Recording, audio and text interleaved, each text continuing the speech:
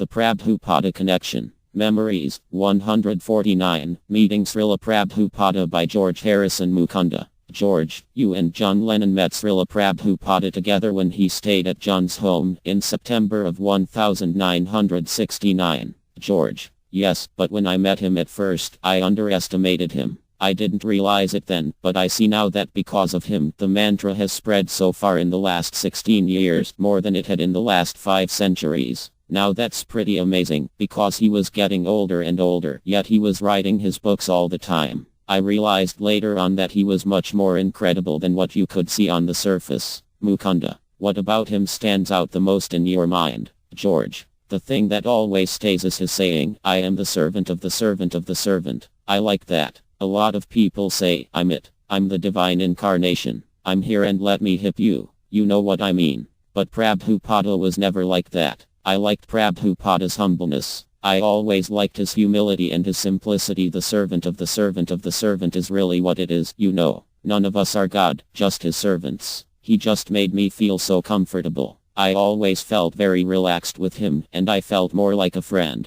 I felt that he was a good friend. Even though he was at the time 79 years old, working practically all through the night, day after day, with very little sleep, he still didn't come through to me as though he was a very highly educated intellectual being, because he had a sort of childlike simplicity, which is great, fantastic. Even though he was the greatest Sanskrit scholar and a saint, I appreciated the fact that he never made me feel uncomfortable. In fact, he always went out of his way to make me feel comfortable. I always thought of him as sort of a lovely friend, really, and now he's still a lovely friend. Mukunda. In one of his books, Prabhupada said that your sincere service was better than some people who had delved more deeply into Krishna consciousness but could not maintain that level of commitment. How did you feel about this, George? Very wonderful, really. I mean, it really gave me hope, because as they say, even one moment in the company of a divine person, Krishna's pure devotee, can help a tremendous amount. And I think Prabhupada was really pleased at the idea that somebody from outside of the temple was helping to get the album made.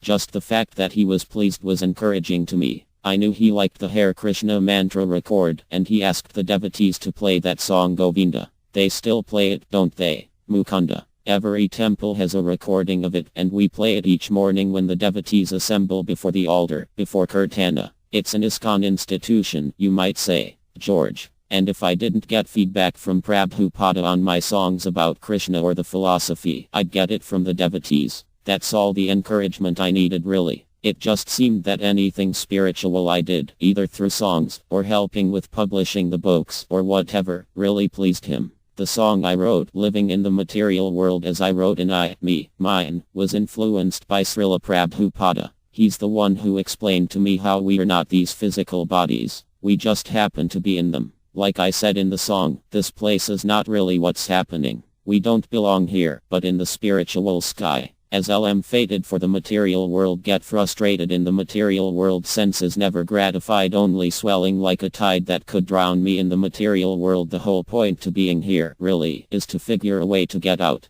That was the thing about Prabhupada, you see. He didn't just talk about loving Krishna and getting out of this place, but he was the perfect example. He talked about always chanting, and he was always chanting. I think that in itself was perhaps the most encouraging thing for me. It was enough to make me try harder, to be just a little bit better. He was a perfect example of everything he preached. Mukunda. How would you describe Srila Prabhupada's achievements, George? I think Prabhupada's accomplishments are very significant. They're huge. Even compared to someone like William Shakespeare, the amount of literature Prabhupada produced is truly amazing. It boggles the mind. He sometimes went for days with only a few hours sleep. I mean, even a youthful, athletic young person couldn't keep the pace he kept himself at 79 years of age. Srila Prabhupada has already had an amazing effect on the world. There's no way of measuring it. One day I just realized, God, this man is amazing. He would sit up all night translating Sanskrit into English, putting in glossaries to make sure everyone understands it, and yet he never came off as someone above you.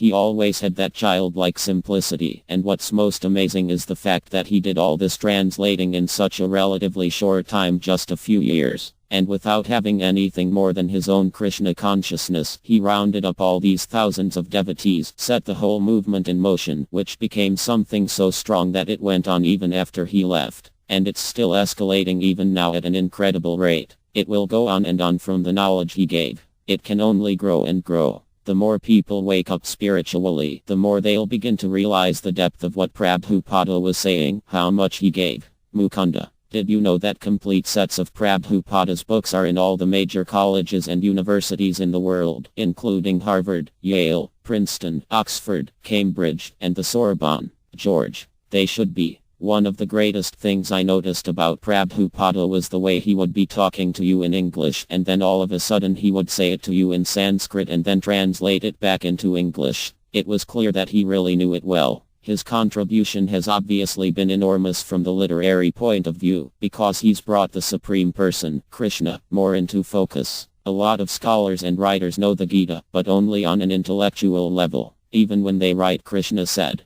they don't do it with the bhakti or love required. That's the secret, you know. Krishna is actually a person who is the Lord and who will also appear there in that book when there is that love, that bhakti. You can't understand the first thing about God unless you love him. These big so-called Vedic scholars, they don't necessarily love Krishna, so they can't understand him and give him to us. But Prabhupada was different. Mukunda. The Vedic literatures predicted that after the advent of Lord Chaitanya 500 years ago, there would be a golden age of 10,000 years, when the chanting of the holy names of God would completely nullify all the degradations of the modern age, and real spiritual peace would come to this planet. George. Well, Prabhupada's definitely affected the world in an absolute way. What he was giving us was the highest literature, the highest knowledge. I mean, there just isn't anything higher. Mukunda. You write in your autobiography that no matter how good you are, you still need grace to get out of the material world. You can be a yogi or a monk or a nun, but without God's grace you still can't make it. And at the end of the song Living in the Material World, the lyrics say, got to get out of this place by the Lord Shri Krishna's grace, my salvation from the material world. If we are dependent on the grace of God, what does the expression God helps those who help themselves mean?